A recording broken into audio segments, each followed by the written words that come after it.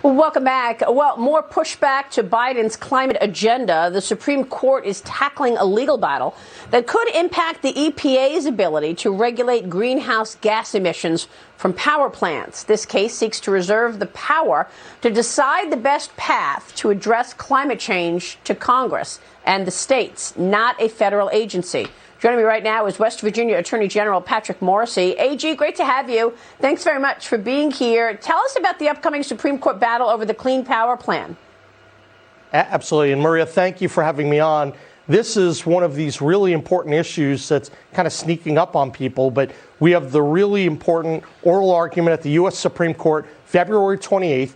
It's West Virginia v. EPA, and it really stands for a very simple proposition.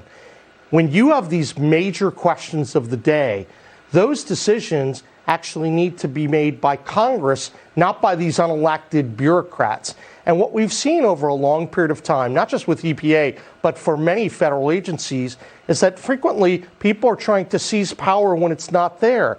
Our constitutional republic specifies that the Congress makes the decisions on the major questions of the day, not these federal agencies when they haven't had power delegated to them. And that's what the case is all about. We're excited to go in because we know that the EPA has been overreaching for many, many years. That harms West Virginia, our jobs, the power grid. Obviously, it will dramatically increase the price of electricity, and that's why we're fighting back.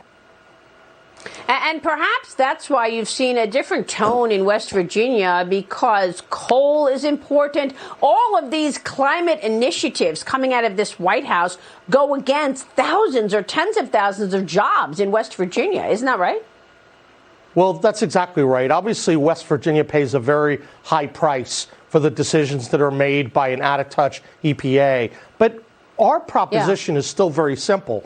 West Virginia, New York, California, Texas, everyone needs to get a seat at the table when it comes to a major question like climate change. So that's the fair way to do it. That's the way the Constitution sets it out. No one should get the unfair advantage of having one federal agency decide to unilaterally decarbonize. This is not the way our system works, and we're pushing the court on that point. Well, it's the same thing when you consider the elections. You know, the states are supposed to deal with their own elections, and yet we're seeing a power grab. The federal government, the administration, wants to federalize all elections. So do you feel that you're getting a power grab where this administration is trying to take power away from the states? Oh, I think there's no doubt about that. You're seeing that across the board, whether you're talking about the issues pertaining to climate change, whether you're talking about what happened with the vaccine mandates. And then, of course, you have their absolute destruction, what's going on down at the border. And we've talked about that in the past, that this is a federal government and an administration that's not only not doing its job, it's actively harming the American people because it's not upholding its duties as the chief executive. Yeah, there's a real dereliction of duty, as we have spoken about in the past. I joined you a week ago at the southern border. You and 12 other attorneys general were there to view what's going on and the implications for your own states. And this morning we have a new report out by the Federal Commission on combating synthetic opioid trafficking. It finds Mexico is now the dominant source of the country's fentanyl supply and synthetic opioids. Between 2014 and 2019, fentanyl up 80% seized by federal authorities, and that comes from China. I want to get your take on this. You told me when I saw you at the border that Alejandro Mayorkas should step down immediately. Tell us what you feel in terms of Secretary Mayorkas, and what has been the impact of all of this fentanyl on West Virginia?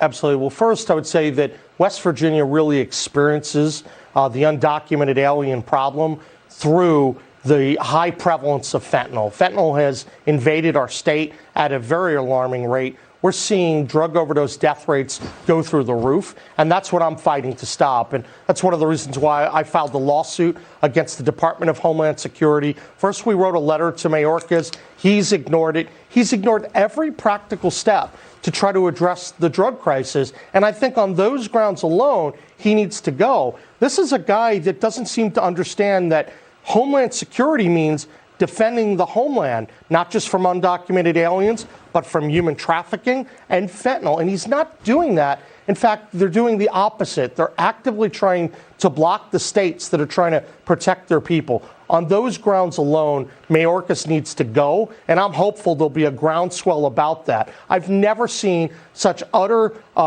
chaos than down at the border, and the administration's driving it, and it's got to stop. It's really hurting the American people, and folks are dying in West Virginia because of this terrible catastrophe.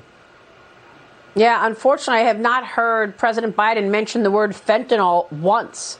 Not once in this entire year, and there has been no hearings whatsoever about the implications of a wide open border. I think it's just absolutely disgraceful. It's practically a crime. I think that the American people need to rise up and really be clear with the Biden administration and with Congress. Things have to change really quickly because we are paying a very heavy price.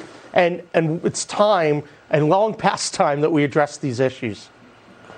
Yes. A.G. Morrisey, great to have you. Thanks for your leadership, and we'll keep following all of that. Thank you, sir.